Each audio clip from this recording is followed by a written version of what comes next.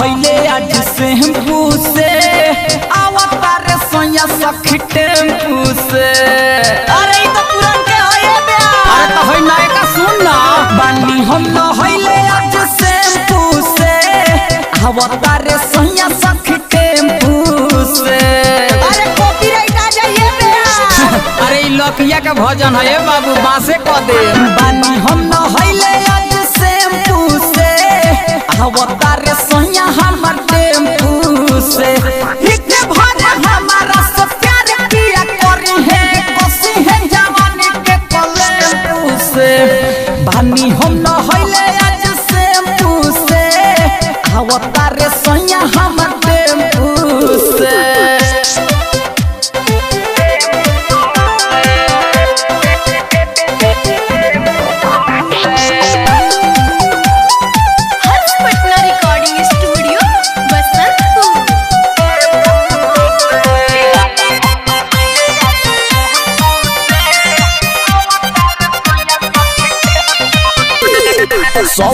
सिंगार के बानी तो यारी आवते सोया के धरम भरया का बहरी। अरे ना ना ये बे ई तो पुरान के न जाता। अरे रे तो गलती हो गई होइले नाय का सुन।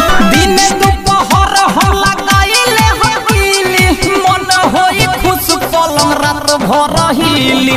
दिन दोपहर हम लगाइले हकीली मन होई खुश पलंग रात भर हिली। चलल बाड़े अभी उसले पूसे चलल बाड़े अभी उसले पूसे आवता रे सोया सख टेम्पू से।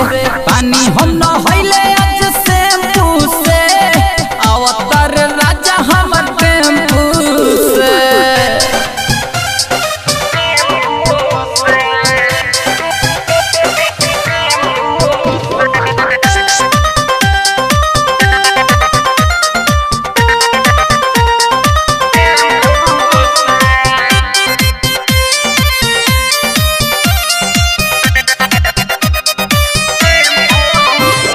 लकी राजा गोलू सतीश बड़े सनो में हवे के खबर सुनी लड्डू फूटे मन में। अरे हो ये अपन है बे।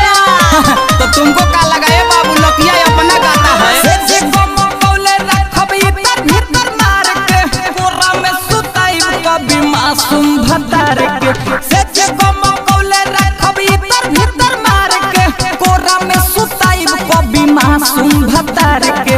नजर उतारब हम नींबू से नजर उतारब हम नींबू से आवता रे सोया हमर टेम्पू से। बानी हम नहैले आज शैम्पू से आवता रे राजा जी। अरे टेम्पू से ये सखी अरे तोहर मिठाई खियाए बावे ना दो।